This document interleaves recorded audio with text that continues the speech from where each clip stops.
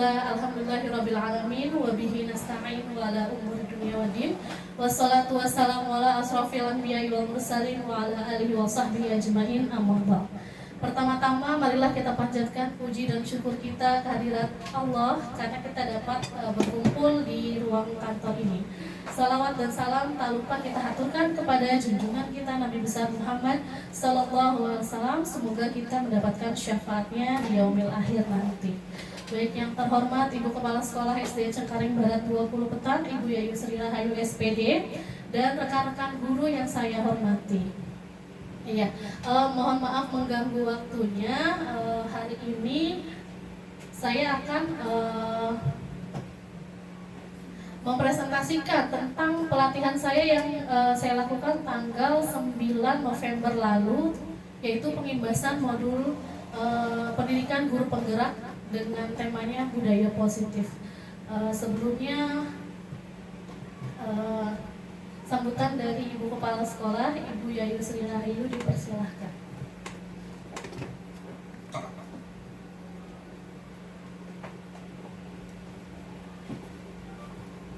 Terima kasih Bu Nisa.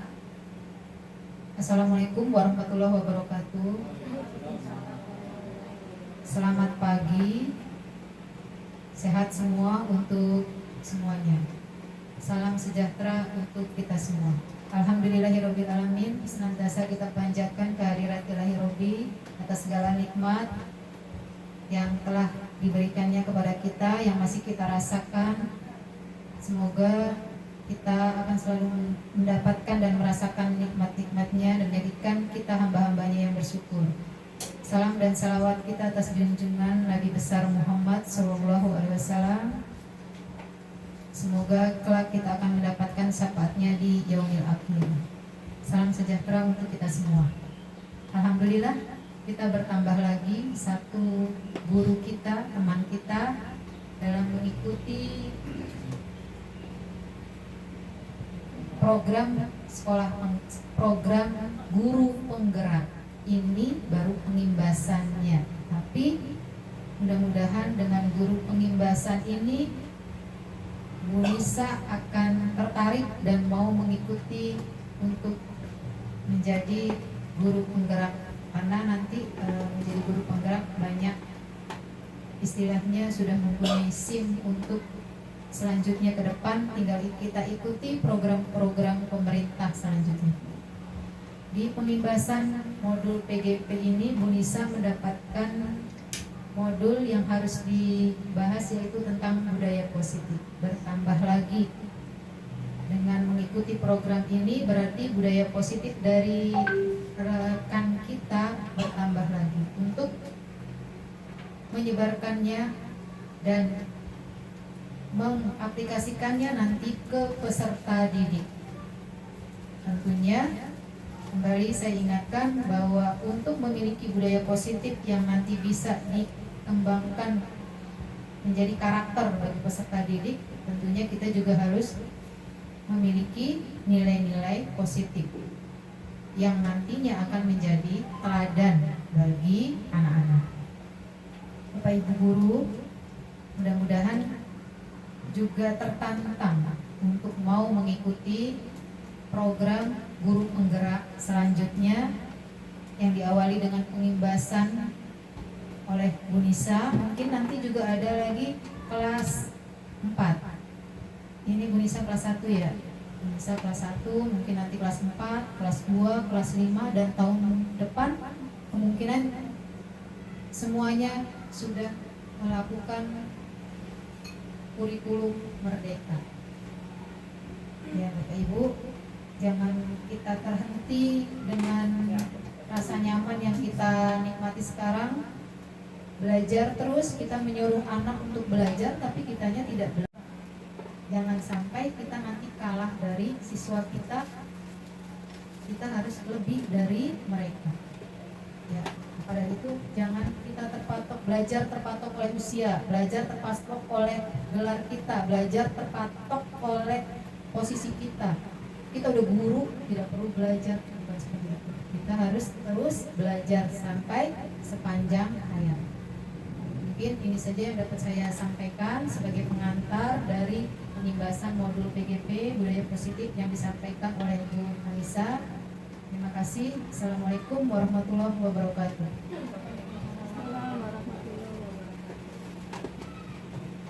Ya, terima kasih untuk Ibu Yayu Sri Rahayu atas sambutannya. Ya Bapak Ibu, kita langsung masuk ke materi aja ya. Ini tentang pelatihan saya, yaitu pengibasan modul pendidikan guru penggerak dengan temanya budaya positif. Nah, sebelumnya kita harus tahu dulu budaya positif ya. Budaya positif itu apa? Yaitu nilai-nilai, keyakinan, dan kebiasaan di sekolah yang berpihak kepada murid. Jadi semua itu pusatnya kepada murid, sehingga murid dapat menjadi pribadi yang kritis, penuh hormat, dan bertanggung jawab. Nah, di pelatihan saya waktu tanggal 9 itu juga, dari budaya positif itu dibagi lagi menjadi 5 materi. Yang pertama, disiplin positif dan nilai kebajikan. Yang kedua, teori motivasi, hukuman, dan penghargaan. 3, keyakinan kelas. 4, kebutuhan dasar manusia. Dan 5, segitiga restitusi. Ya, kita bahas dulu yang pertama. Tapi sebelumnya saya minta bantuan kepada Ibu Resti.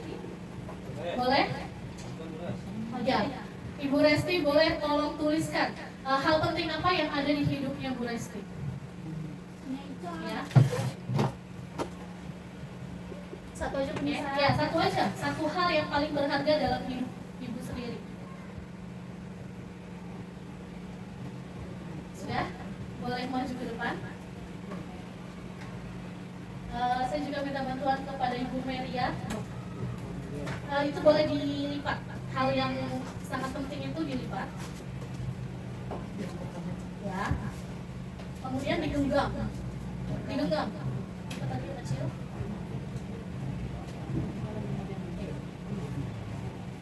Ya. Pegang sekuat-kuatnya. Ya. Nah, tugasnya Bu Mary adalah mengambil kertas yang ada di tangannya Bu Resti. Ayo. Bagaimanapun caranya supaya si barang berharga ini diberikan. Entah mau merayunya, entah mau mengambil secara paksa, boleh. Silakan. Bu Resti, apa yang di tanganmu sayangku? Ini adalah hal yang paling berharga untuk saya. Boleh nggak aku minta? Tidak boleh. Tidak boleh. Tidak boleh. Sedikit saja, aku harus minta. Mendingan saja kalau nggak mau ngasih ya, aku harus lihat. Aku rampok ya. Rampok bilang-bilang. Tidak boleh. Coba boleh dipaksa. Baik-baik nggak boleh, sekarang kita paksa. Boleh nggak? Iya. Iya. Bisa nggak? Oke, terima kasih. Boleh duduk. Ya, tadi Bu Meria dan Bu Resti tarik-tarikan ya, berusaha mengambil hal yang berharga dari Bu Resti. Kira-kira dikasih nggak sama Bu Resti? Enggak. Enggak. Kenapa? Karena barang berharga. Iya, karena barang berharga. Nah, sesungguhnya siapa yang memegang kendali atau kontrol untuk membuka atau menutup kepalan tangan? Siapa? Berarti. Iya, Bu Resti. Berarti yang memegang kontrol adalah Berarti. Bu Resti atau diri kita sendiri. Nah, dari teori kontrol tadi, setuju atau tidak setuju? Yang pertama, guru dapat mengendalikan penuh murid di kelas. Setuju nggak? Setuju. Setuju nggak? Bu Lutfi, setuju? Tidak. Tidak, oke. Yang kedua, mengkritik dan membuat murid merasa bersalah dapat menguatkan karakter murid. Setuju nggak? Tidak. Tidak ya? Iya. Yang ketiga, peraturan harus dipatuhi agar apabila dilanggar konsekuensinya adalah hukuman. Boleh nggak hukuman?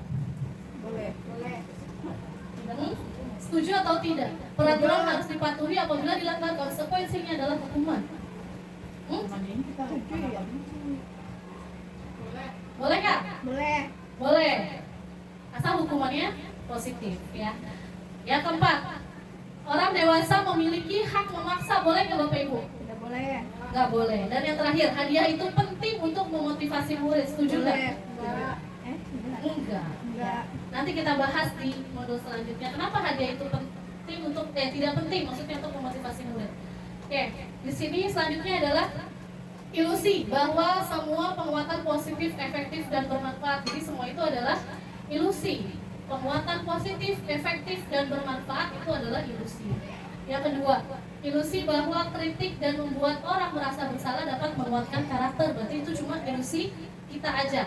Yang ketiga, ilusi bahwa semua penguatan positif efektif dan bermanfaat. Itu juga ternyata ilusi. Dan yang keempat, ilusi bahwa orang dewasa memilih hak untuk memaksa. Itu juga ilusi.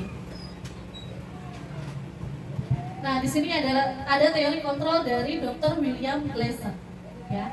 Jadi Dr. William Glasser itu mengatakan bahwa semua perilaku memiliki tujuan. Bahkan terhadap perilaku yang tidak disukai. Jadi apapun yang kita lakukan itu pasti ada tujuannya. Mau baik ataupun buruk pasti ada tujuannya. Hanya Anda yang bisa mengontrol diri Anda. Bisakah kita dikontrol orang lain? Nggak bisa. Jadi yang hanya bisa mengontrol diri kita ya kita sendiri. Anda tidak bisa mengontrol orang lain. Jadi intinya adalah kita yang bisa mengontrol diri kita sendiri, bukan orang lain. Nah, di sini ada perubahan paradigma stimulus respon, teori kontrol atau teori pilihan. Nah, siapa sih sesungguhnya yang memiliki kontrol? Ya, di stimulus respon itu kita mencoba mengubah orang agar berpandangan sama dengan kita. Tapi di teori kontrol tidak seperti itu.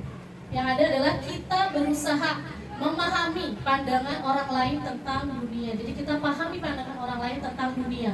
Kita tidak bisa mengubah pandangan orang lain kepada kita. Yang kedua adalah perilaku buruk dilihat sebagai suatu kesalahan. Itu di teori stimulus respon. Tapi kalau di teori kontrol adalah semua perilaku memiliki tujuan. Baik itu negatif ataupun positif pasti memiliki tujuan. Yang ketiga, orang lain bisa mengontrol saya. Tapi di teori kontrol hanya Anda yang bisa mengontrol diri Anda. Anda tidak bisa mengontrol orang lain. Ini yang ditekankan di teori kontrol ya. Hanya kita yang bisa mengontrol diri kita sendiri. Yang keempat, pemaksaan ada pada saat bujukan gagal. Nah, seperti yang tadi dilakukan oleh Bu Meria dengan bujukan kepada Bu Resti, tapi tetap Bu Resti tidak memberikan hal berharganya. Jadi dia melakukan pemaksaan ya, itu di stimulus respon. Tapi di teori kontrol, kolaborasi dan konsensus menciptakan pilihan-pilihan baru. Jadi yang ada harusnya Bu Resti dan Bu Meria itu berkolaborasi. Gitu. Misalnya dari hal penting itu jadinya dikolaborasi dan dikonsensus untuk menciptakan pilihan baru. Yang terakhir adalah model berpikir menang kalah. Jadi kalau di stimulus respon itu model berpikirnya menang kalah, tapi kalau di teori kontrol itu adalah menang-menang. Jadi kita ubah dulu pola pikir kita menjadi positif, yaitu menang-menang, bukan menang dan kalah. Nah, selanjutnya, apa yang Anda pikirkan ketika mendengar kata disiplin? Apa Bu Sylvia? Disiplin, kebiasaan, budaya, tertib. Oh ya, disiplin, budaya, kebiasaan, tepat waktu, disiplin ya. Oke, Bu Meria, disiplin apa? Patuh, taat, itu aja. Bu Resti? Tertib. Oke, Bu Sorta? Ada aturan. Oke, ada aturannya kalau disiplin. Bu Asti? Disiplin apa Bu Asti? Ya, disiplin, ikuti peraturan. Ya, ikuti peraturan ya. Baik, dari semua yang sudah disebutkan, disiplin adalah bentuk kontrol diri, yaitu belajar untuk mengontrol diri agar dapat mencapai suatu tujuan mulia. Jadi kita mengontrol diri kita untuk belajar mencapai suatu tujuan yang mulia, itu adalah disiplin. Nah, tujuan mulia ini mengacu pada nilai-nilai atau prinsip-prinsip mulia yang dianut seseorang, yang dikenal dengan nilai kebajikan universal. Jadi tujuan mulia dalam disiplin ini berpacunya pada kebajikan universal. Nilai-nilai tersebut bersifat universal dan lintas bahasa, suku bangsa, agama maupun latar belakang. Nah, dari disiplin positif itu kan menghasilkan nilai-nilai kebajikan. Yang pertama, nilai-nilai kebajikan adalah sifat positif manusia yang merupakan tujuan mulia yang ingin dicapai setiap individu. Itu adalah nilai kebajikan. Jadi, sifat positif untuk mencapai tujuan yang mulia.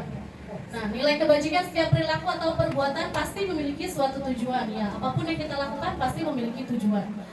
Nah, dengan mengaitkan nilai-nilai kebajikan yang diyakini, seseorang, maka motivasi intrinsiknya akan terbangun. Berarti motivasi dari dalam dirinya intrinsik, sehingga menggerakkan motivasi dari dalam untuk dapat mencapai tujuan mulia yang diinginkan. Itu dari Diana Goshen tahun 1998. Dan yang terakhir, nilai-nilai kebajikan yang ingin dicapai oleh setiap anak Indonesia, kita kenal dengan profil pelajar Pancasila yang sekarang sedang kita laksanakan di kelas 1, 2, 4, dan 6 ya. Profil pelajar Pancasila. Apa aja yang pertama, Bu Ibu? Beriman dan bertakwa pada Tuhan Yang Esa. Apalagi? Berakhlak mulia. Apalagi? Berkebinekaan global, gotong royong mandiri, kreatif, dan bernalar kritis. Itu dia nilai kebajikan yang sekarang adalah itu yang kita kenal dengan profil pelajar Pancasila. Oke, ini materi saya yang kedua yang saya dapatkan, yaitu tentang motivasi, hukuman, dan penghargaan. Ya, di sini ada motivasi perilaku manusia. Yang pertama, untuk menghindari. Nah, seseorang itu untuk menghindari ketidaknyamanan atau hukuman. Jadi, seseorang itu bermotivasi untuk melakukan hal yang baik itu rata-rata itu untuk menghindari ketidaknyamanan atau hukuman. Seperti misalnya kita datang telat, ya berarti itu ada konsekuensinya, ya, atau ada hukumannya. Yang kedua adalah untuk mendapatkan penghargaan atau imbalan dari orang lain. Jadi seseorang itu motivasinya untuk melakukan hal baik itu, yang kedua adalah mendapatkan penghargaan, ya. Yang ketiga, untuk menjadi orang yang mereka inginkan dan menghargai diri sendiri dengan nilai yang mereka percaya. Nah, ini yang ketiga.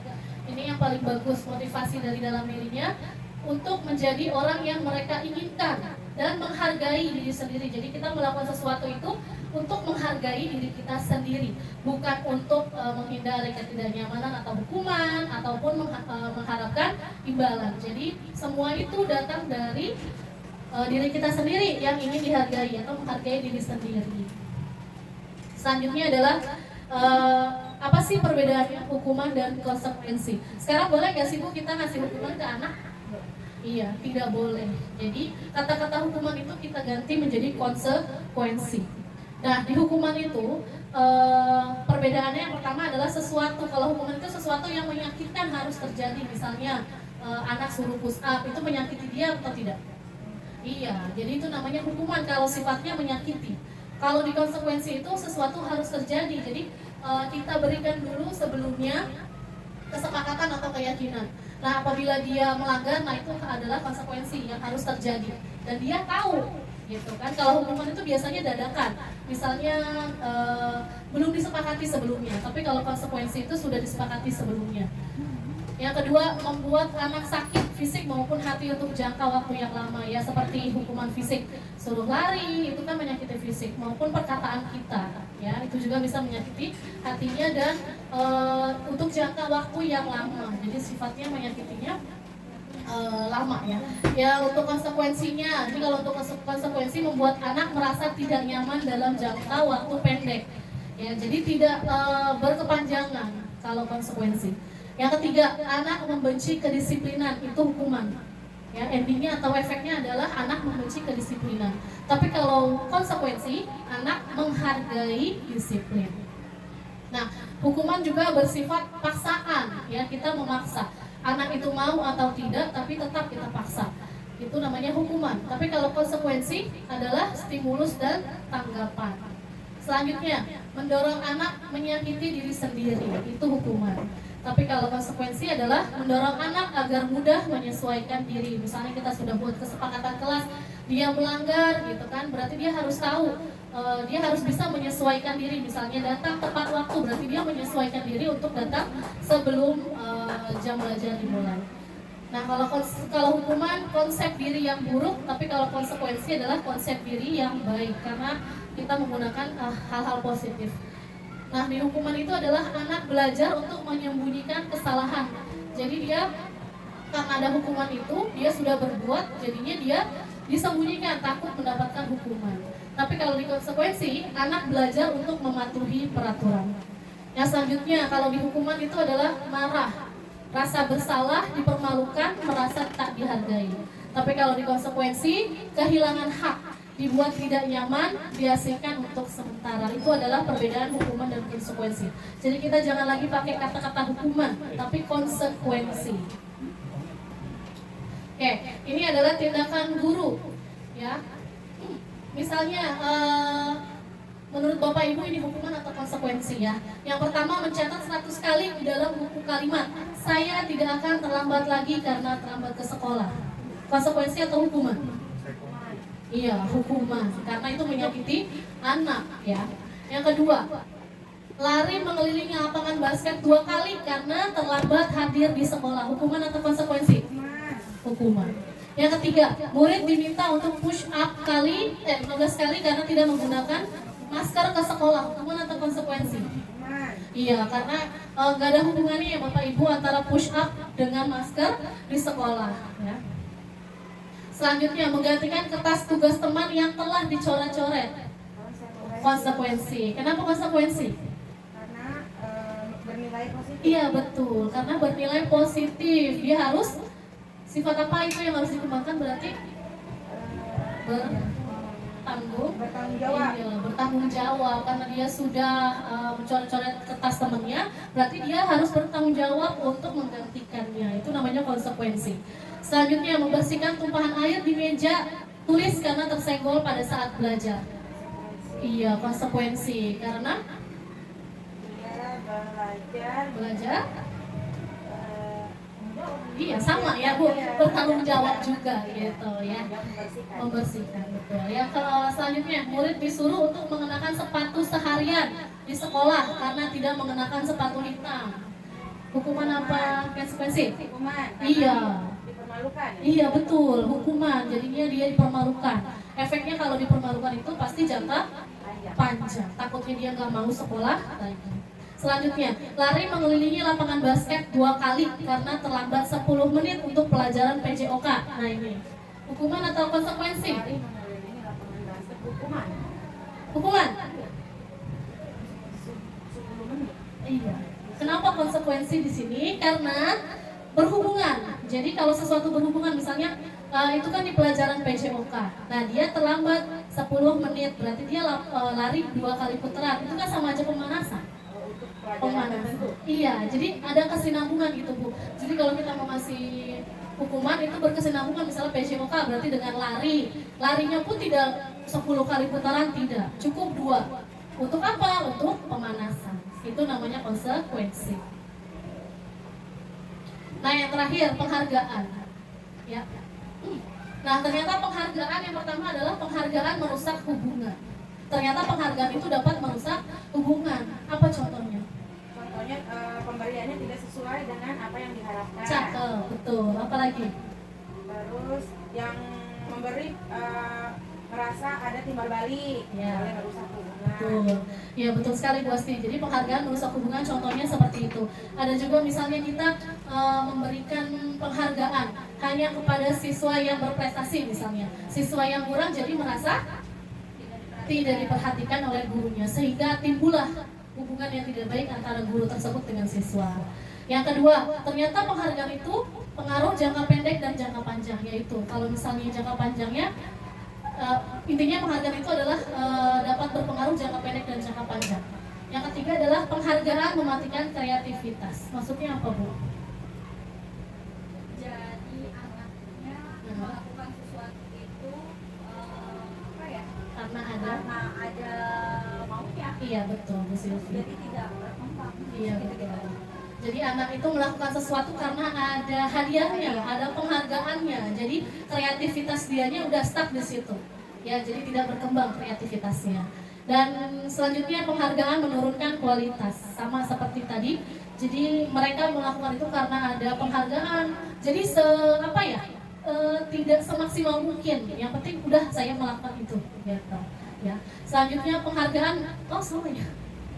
Penghargaan merusak hubungan. Oke, ada yang hijau. Penghargaan mengurangi motivasi intrinsik. Iya, jadi kalau penghargaan itu lebih ke ekstrinsik ya Ibu ya. Kalau ekstrinsik itu kan dari dalam dirinya. Iya, jadi mereka melakukan itu karena ada hadiahnya gitu. Dan yang keempat, penghargaan itu menghukum. Maksudnya gimana? Penghargaan bersifat menghukum. Ya misalnya anak itu selalu mendapatkan penghargaan, tapi ketika dia tidak mendapatkan penghargaan, dia merasa kecewa. Itu. Selanjutnya, oke, ini materi selanjutnya tentang keyakinan kelas. Nah, menurut Bapak Ibu, apakah keyakinan kelas dan peraturan kelas adalah hal yang sama? Beda. Oke, tidak ya, beda. Oke, selanjutnya, keyakinan kelas melibatkan guru dan murid, iya atau tidak? Iya, keyakinan kelas itu melibatkan guru dan murid. Selanjutnya, dasar keyakinan kelas adalah nilai-nilai kebajikan atau nilai-nilai universal. Benar nggak? Iya. Oke. Nah, pasti Bapak Ibu juga sudah membuat keyakinan kelasnya di kelasnya masing-masing. Nah, di sini adalah cara pembentukan keyakinan kelas. Yang pertama itu berupa pernyataan positif. Jadi kalau di peraturan kelas misalnya, jangan terlambat datang ke sekolah, itu peraturan kelas. Tapi kalau di keyakinan kelas kita rubah kalimat jangan itu menjadi kalimat yang positif. Apa? Datang, iya, datang tepat waktu gitu. Jadi kalimatnya itu positif, ya, dirubah ke kalimat positif. Yang kedua, datang dari pemikiran murid, ya. Jadi semuanya itu berasal dari pemikiran anak-anak. Yang ketiga, terdapat nilai kebajikan di dalamnya. Ya, seperti datang tepat waktu, berarti nilai kebajikan dalam dirinya apa? Bertanggung jawab, disiplin juga, ya. Yang keempat, sesuai dengan kelas atau sekolah sehingga mudah untuk diterapkan. Ya, jadi untuk kelas tinggi dan kelas rendah seharusnya pembentukan keyakinan kelasnya berbeda karena sesuai dengan tingkatannya. Yang ketiga, kelima, bersifat dua arah. Jadi jangan hanya guru yang membentuk keyakinan kelas, tapi juga murid. Jadi semuanya melibatkan guru dan murid. Yang kedua, telah disepakati bersama antara guru dan murid di kelas. Jadi kalau keyakinan kelas itu harus disepakati antara kedua belah pihak, guru dan juga murid. Oke. Di sini ada contoh peraturan dan di sebelahnya ini adalah keyakinan kelas. Peraturan yang pertama, selalu mengembalikan buku pada tempatnya. Itu peraturan. Tapi kalau di keyakinan kelasnya berarti bertanggung jawab. Dirubah kalimatnya menjadi positif. Yang kedua, dilarang mengganggu orang lain. Nah, kata dilarangnya kita coret. Jadi apa? Menghormati orang lain. Yang ketiga, hadir di sekolah 15 menit sebelum pembelajaran dimulai. Itu namanya peraturan. Tapi kalau di keyakinan kelas, menghormati orang lain, berkomitmen keselamatan, menghormati. Yang keempat, dilarang melakukan kekerasan. Berarti keyakinan kelasnya kesehatan. Yang kelima, dilarang menggunakan narkoba. Itu menghormati orang lain atau bersabar. Bergantian atau menunggu giliran, itu kesehatan dan keselamatan. Nilai kebajikan dari keyakinan. Iya, ini nilai kebajikan dari keyakinan kelas. Ini agak naik, mohon maaf. Ini yang nomor 8, jangan berlari di kelas atau koridor. Itu namanya keselamatan dan keamanan, nilai kebajikannya. Nah, ini adalah contoh pembentukan keyakinan kelas di kelas saya ya Bapak Ibu. Ini kelas 1A. Nah, saya berikan post-it, kemudian mereka tulis peraturan kelas. Yang pertama, mereka nulisnya itu tidak boleh berantem, karena tahu sendiri kelas 1 itu kan masih suka berantem. Jadi kita Bolehnya mati. Bolehnya mati. ya, kita rubah keyakinan kelasnya. Jadi kalau tidak boleh berantem, kita ubah kalimatnya menjadi positif, yaitu kami saling menyayangi. Yang kedua, mereka menuliskan jangan pukul-pukulan. Itu sama dengan tidak boleh berantem. Jadi saya tulisnya di sini kami saling menyayangi. Yang ketiga, tidak terlambat ke sekolah. Mereka tulisnya seperti itu kelas 1. Jadinya saya ubah menjadi datang tepat waktu. Selanjutnya, dilarang makan. Yang kelas 1 kan masih suka tuh makan ya, lagi berdoa aja makan. Jadi kelas tinggi juga sama. Jadi saya ubah keyakinan kelasnya menjadi makan di waktu istirahat. Boleh makan tapi di waktu istirahat. Selanjutnya, tidak mencoret-coret meja. Nah, jadi saya ganti menjadi menjaga kebersihan kelas. Dan yang terakhir, mereka menuliskan tidak boleh apa tuh? Oh iya, tidak boleh buang sampah sembarangan. Kita ubah jadi kami anak yang menjaga kebersihan. Jadi semua kalimatnya kita ubah menjadi kalimat positif. Itu untuk kelas 1. Selanjutnya, ya. Masuk ke materi lagi, kebutuhan dasar. Nah, kebutuhan dasar pada manusia merupakan unsur-unsur yang dibutuhkan oleh manusia dalam menjaga keseimbangan, baik secara fisiologis maupun psikologis. Hal ini tentunya bertujuan untuk mempertahankan kehidupan dan kesehatan. Itu namanya kebutuhan dasar. Tujuannya untuk mempertahankan kehidupan dan kesehatan kita. Nah, ini ada 5 kebutuhan dasar manusia. Yang pertama kita bisa lihat di diagram lingkaran yang pertama, penguasaan. Yang kedua, kasih sayang dan rasa diterima. Yang keempat, kesenangan. Yang kelima, kebebasan. Yang pertama harusnya bertahan hidup, ya. Itu 5 kebutuhan dasar manusia. Oke, apakah peserta didik Bapak Ibu telah terpenuhi kebutuhan dasarnya? Sudah? Kasih sayang. Sayang dari mana dulu nih? Dari Bapak Ibu? Kalau dari Bapak Ibu ya udah. Oh, sudah. Bertahan hidup. Lebih ke kesenangan ya. Kesenangan, kasih sayang, kebebasan ya kalau di sekolah. Ya, saya punya studi kasus. Ya, Dinda seorang anak kelas 3 SD. Begitu tiba di rumah sepulang sekolah, menangis dan mengadu kepada ibunya bahwa dia dibenci kepada Bu Rani. Dia dibenci sama ibu gurunya sendiri. Ya, menurut Anda, mengapa Dinda benci kepada Ibu Rani? Kebutuhan apa yang berusaha dipenuhi oleh Dinda? Tadi kan ada kebutuhan kasih sayang, bertahan hidup, kesenangan, penguasaan dan kebebasan. Kira-kira kebutuhan apa yang belum terpenuhi oleh Dinda? Iya, kasih sayang. Nah, kebutuhan yang belum terpenuhi adalah kasih sayang. Jadi seharusnya kita memberikan kasih sayang kepada murid-murid kita. Ya, materi selanjutnya adalah 5 posisi kontrol guru. Ya, jadi ini 5 posisi kita sebagai guru. Yang pertama, penghukum. Yang kedua, pembuat rasa bersalah. Yang ketiga, teman. Yang keempat, pemantau. Yang kelima adalah manajer. Oke, kita bahas secara lebih rinci. Nah, Bapak Ibu termasuk tipe yang mana? Tadi kan ada 5 ya. Yang pertama, penghukum. Nah, kalau penghukum ini adalah guru menggunakan hukuman fisik maupun verbal. Jadi dia menyakiti hati anaknya, menyakiti fisik anaknya. Itu namanya penghukum. Yang kedua, pembuat rasa bersalah.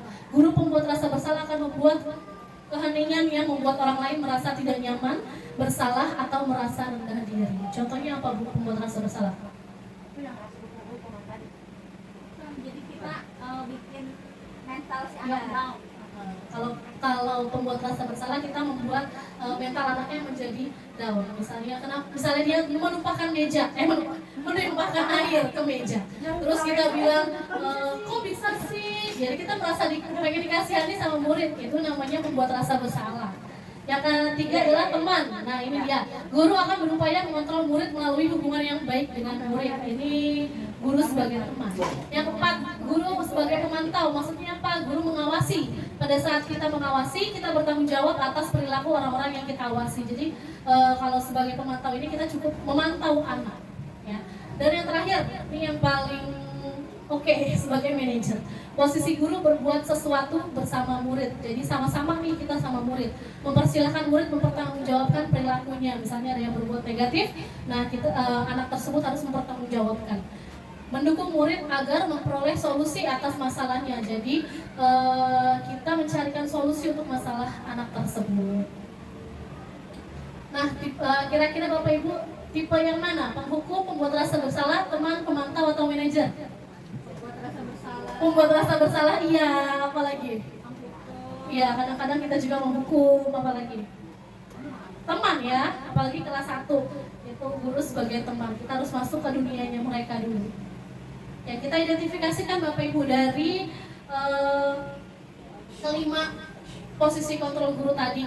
Yang pertama, ini ada kalimat, peraturan apa yang telah kamu lakukan, sanksi atau konsekuensinya apa? Ini apa? Guru sebagai apa? Peraturan apa? Apa yang telah kamu lakukan? Sanksi atau konsekuensinya apa?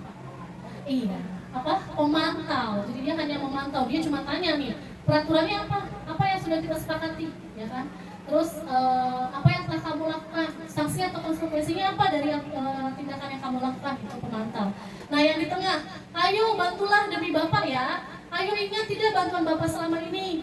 Sanksi atau konsekuensinya apa? Itu sebagai apa Bapak Ibu?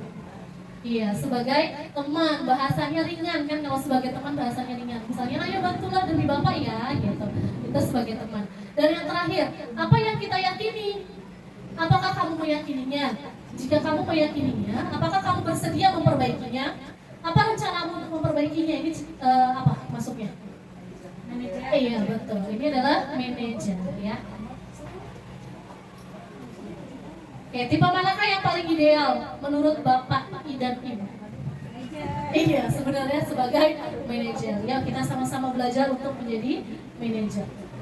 Ya, materi selanjutnya adalah pendekatan restitusi. Apa sih itu pendekatan restitusi? Ya, pendekatan restitusi adalah proses menciptakan kondisi bagi murid untuk memperbaiki kesalahan mereka. Jadi mereka bisa untuk memperbaiki kesalahan mereka sehingga mereka bisa kembali ke kelompok mereka dengan karakter yang lebih kuat. Itu namanya pendekatan restitusi. Nah, di sini ada tahapan restitusi dan kaitannya dengan teori kontrol. Jadi restitusi dan teori kontrol ini saling berkaitan ya Bapak Ibu. Strategi yang pertama adalah menstabilkan identitas, strategi dalam tahapan restitusi ya. Jadi ada 3, menstabilkan identitas, validasi tindakan yang salah, dan menanyakan keyakinan. Itu ada di tahapan segitiga restitusi. Tapi kalau untuk menstabilkan identitas di teori kontrolnya adalah kita semua akan melakukan hal terbaik yang bisa kita lakukan. Yang kedua, validasi tindakan yang salah. Itu maksudnya adalah semua perilaku yang dilakukan memiliki alasan. Yang ketiga, kita menanyakan keyakinan, yaitu kita semua memiliki motivasi internal atau motivasi dari dalam diri kita. Nah, di sini ada 3 sisi restitusi. Tadi yang pertama, ya segitiga restitusi, menstabilkan identitas, menanyakan validasi tindakan yang salah. Selanjutnya adalah menanyakan keyakinan. Ya, di sini ada kalimat-kalimat pertanyaannya yang mungkin bisa contoh. Yang pertama adalah kamu tentu punya alasan mengapa melakukan itu. Adakah cara yang lebih efektif untuk mendapatkan apa yang kamu butuhkan? Setiap orang pasti pernah melakukan kesalahan. Kamu bukan satu-satunya yang pernah melakukan ini. Kamu ingin menjadi orang yang seperti apa? Keyakinan kelas apa yang telah kita sepakati? Ya, yang pertama tadi adalah menstabilkan identitas. Apa sih menstabilkan identitas?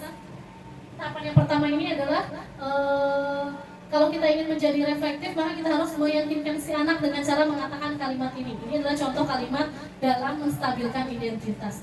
Yang pertama, berbuat salah itu tidak apa-apa. Jadi untuk membuat mental anak down. Yang kedua, tidak ada manusia yang sempurna. Saya juga pernah melakukan kesalahan seperti itu. Kita bisa menyelesaikan ini. Jadi ini kalimat-kalimat dalam menstabilkan identitas. Jadi anak tidak merasa terpuruk atas kesalahannya. Yang kedua adalah validasi tindakan yang salah. Nah, contoh kalimatnya adalah seperti ini. Padahal kamu bisa melakukan yang lebih buruk dari ini ya. Kamu pasti punya alasan mengapa melakukan hal itu. Yang ketiga, kamu patut bangga pada dirimu sendiri karena kamu telah melindungi sesuatu yang penting buat kamu. Yang keempat, kamu boleh mempertahankan sikap itu, tapi kamu harus menambahkan sikap yang baru. Yang ketiga, yang terakhir adalah menanyakan keyakinan. Jadi keyakinan kelas yang telah dibuat. Nah, di sini adalah tahapannya yang terakhir, menanyakan keyakinan. Apa yang kita percaya sebagai kelas atau keluarga, itu bisa contoh-contoh pertanyaan itu ya. Apa nilai-nilai umum yang kita sepakati? Apa bayangan kita tentang kelas yang ideal? Kamu mau jadi orang yang seperti apa? Itu adalah menanyakan keyakinan. Nah, di sini saya akan putar video.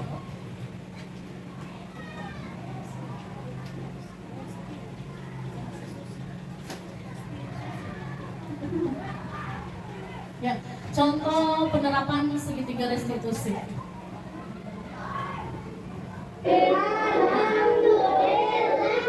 Ini adalah siswi saya. Ini saya ambilnya secara diam-diam. Jadi dia ternyata tahu saya rekam, langsung masukin makanannya ke dalam tas. Nah, ini adalah anak yang tadi jadi saya panggil tidak di tempat yang ramai, tapi kita berdua. Iya, aku punya salah. Apa salahnya? Nah, ini menstabilkan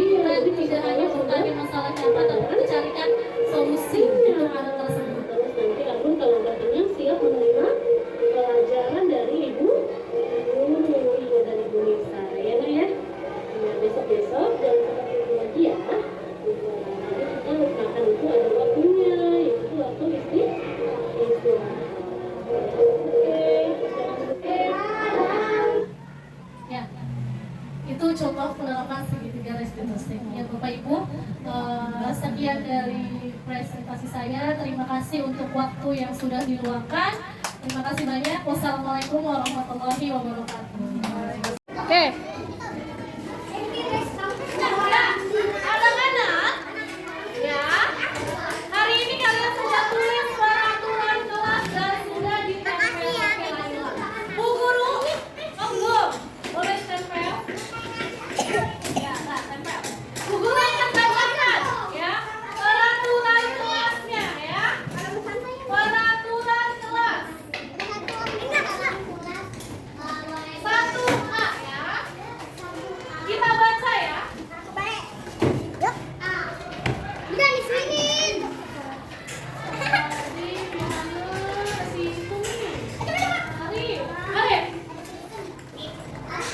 Yang pertama, tidak boleh berantem.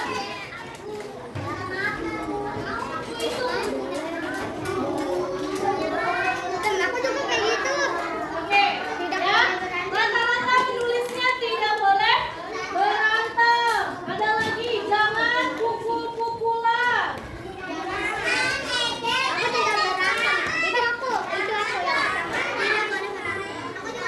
Pukul dengan pukul hampir sama ya. Jadi dulu tulisnya jangan pukul-pukulan. Ada lagi di sini tidak terlambat dasar lagi suara siapa sih? Si Arif ya? Ibu, ada yang jatuh, Bu.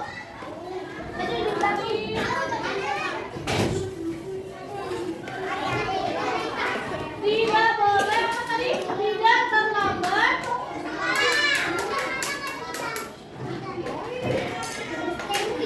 Tidak terlambat sekolah. Kita baca lagi. Dilarang marah. Dilarang marah.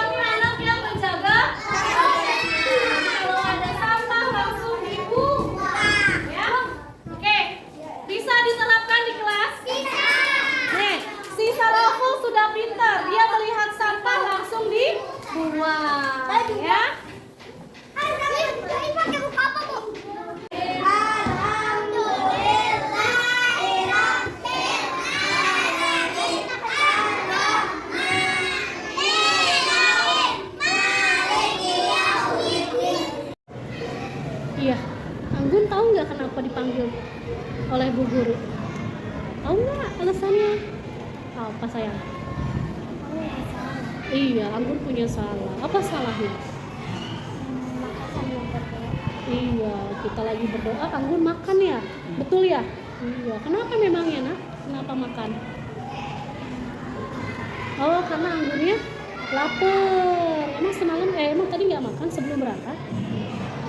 Tapi kayak mau makan mie dulu. Oh gitu, jadi makannya Nggak cuma pakai ini, nggak pakai nasi. Oh gitu, ya. Anggun, bu guru juga dulu pernah ngelakuin hal seperti Anggun, makan di jam berdoa. Sebenarnya menurut Anggun itu hal yang baik atau tidak? Iya, tidak baik. Berarti hal itu Anggun sesuai dengan keyakinan kelas, Anggun melanggar yang mana? Harusnya apa? Harusnya disiplin. Apalagi nak? Makan waktu betul. Jadi boleh, Anggun boleh sekali makan ya. Tapi makannya ada jamnya nak ya. Di jam istirahat, dan usahakan sebelum Anggun berangkat ke sekolah, Anggun makan dulu ya nak ya. Iya, jadi ke sekolah sudah keadaan kenyang. Terus nanti Anggun kalau udah kenyang siap menerima pelajaran dari ibu guru. Iya, dari Bu Nisa ya nak ya. Iya, besok-besok jangan seperti itu lagi ya. Iya, jadi kita makan itu ada waktunya, yaitu waktu istirahat ya. Oke, jangan ulangi lagi ya. Boleh pulang.